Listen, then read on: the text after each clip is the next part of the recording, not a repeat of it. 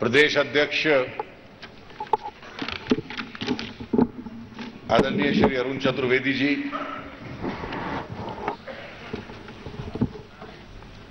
हम सबके वरिष्ठ और बहुत पुराने कार्यकर्ता और राज्यसभा के हमारे बहुत वरिष्ठ सांसदों में से आदरणीय श्री रामदास जी अग्रवाल, घनश्याम जी, मंच पर बैठे हुए पार्टी के वरिष्ठ कार्यकर्तागण और मित्रों,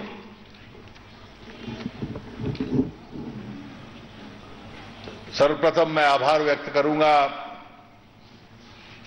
प्रदेश इकाई का कि जिसने मुझे निमंत्रण दिया इस गोष्ठी में आके आज बोलने का। सच में अरुण चतुर्वेदी जी का बहुत समय से आग्रह था कि इस प्रकार के कार्यक्रम कुछ स्थानों में राजस्थान में हों और निश्चित रूप से अन्य स्थानों में भी समय अनुसार पार्टी का कोई वरिष्ठ केंद्रीय कार्यकर्ता या मैं निश्चित रूप से इस प्रकार के कार्यक्रम जहां वैचारिक विषयों पर और आज की राजनीतिक परिस्थिति पर हम लोग चर्चा कर सकते हैं।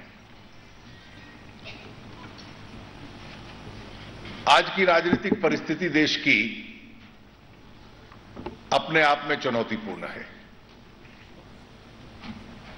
हम एक राष्ट्रवादी दल हैं और कोई भी हमसे हमारी वैचारिक पहचान के संबंध में पूछता है तो हमारी वैचारिक पहचान का यह मूल अंग रहता है कि हम एक राष्ट्रवादी दल हैं। ये देश सबसे पहले इंडिया फर्स्ट,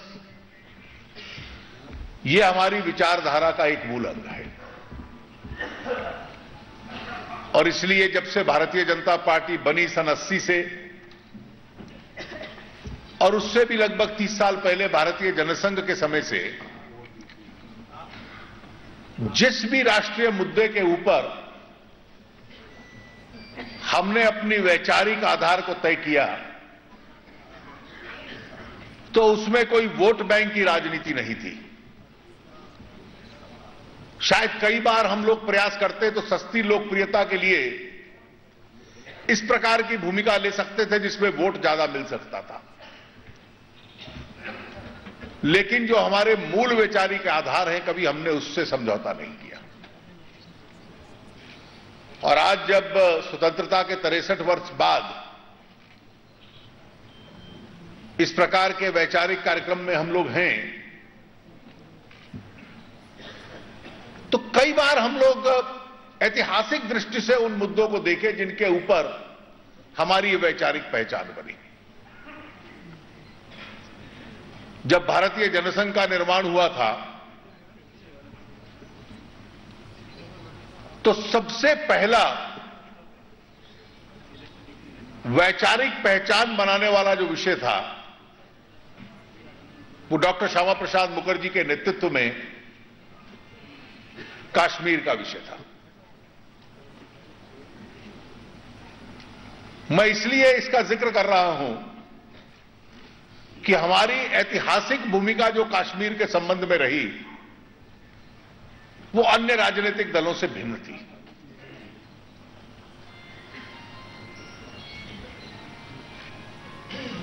यह बात भी स्पष्ट थी कि कश्मीर पाकिस्तान का जो एजेंडा था इस देश के बंटवारे के बाद उसका एक मुख्य अंग था। कश्मीर का एक हिस्सा पाकिस्तान ने हमसे छीन लिया था और तब से लेकर आज तक उनकी नजर कश्मीर के ऊपर रही। डॉक्टर श्यामा प्रसाद मुखर्जी जिनसे हमने प्रेरणा ली, कश्मीर के संबंध में उनका कहना था कि इसका भारत से पूर्ण विलय होगा, केवल राजनीतिक विलय नहीं, संवैधानिक विलय भी अपने आप में पूर्ण होगा। पंडित नेहरू का विचार दूसरा था और पंडित जी ये मानते थे कि राजनीतिक कारण थे। ये राजनीतिक और संवैधानिक रिश्ता जो था, किसी ना किसी दबाव के कारण वो उतना मजबूत ना हो जितना किसी देश की एकता के लिए होना चाहिए।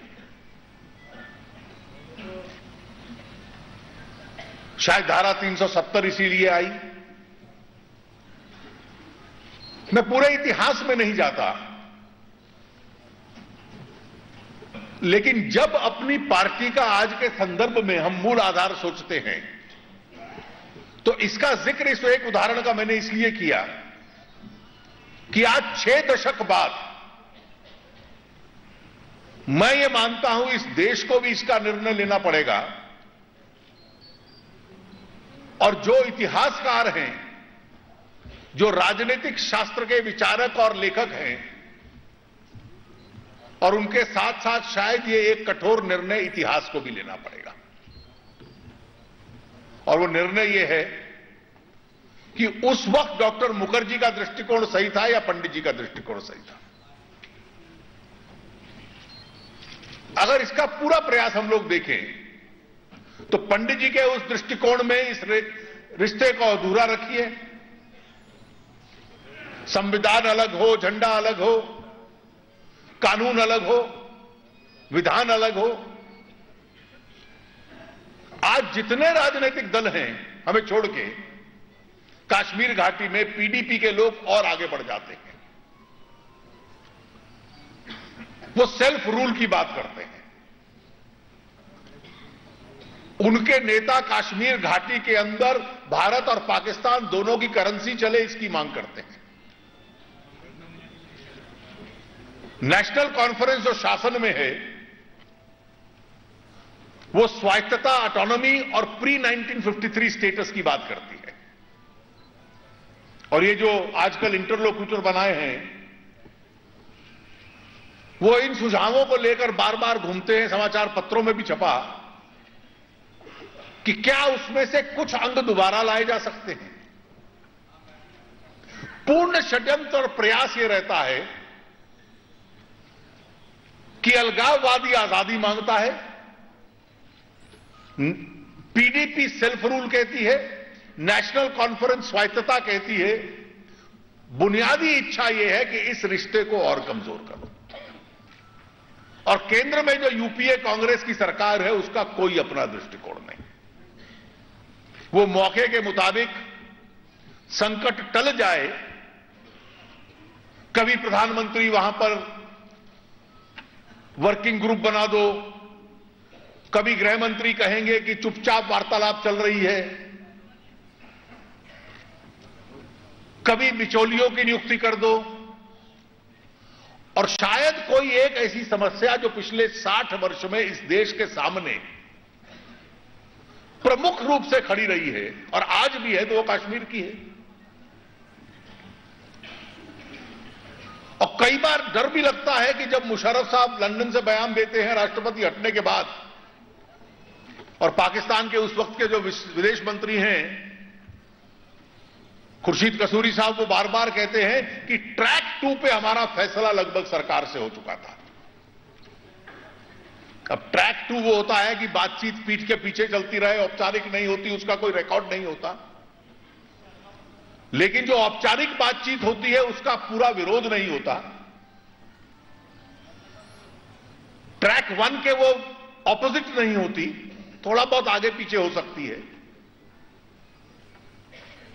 मैं इसलिए इस बात का जिक्र कर रहा हूं और मैंने आरंभ इससे किया कि जब देश के अंदर भारतीय जनता पार्टी की हम भूमिका मानते हैं तो एक वैचारिक भूमिका की हम लोग कल्पना कर लें।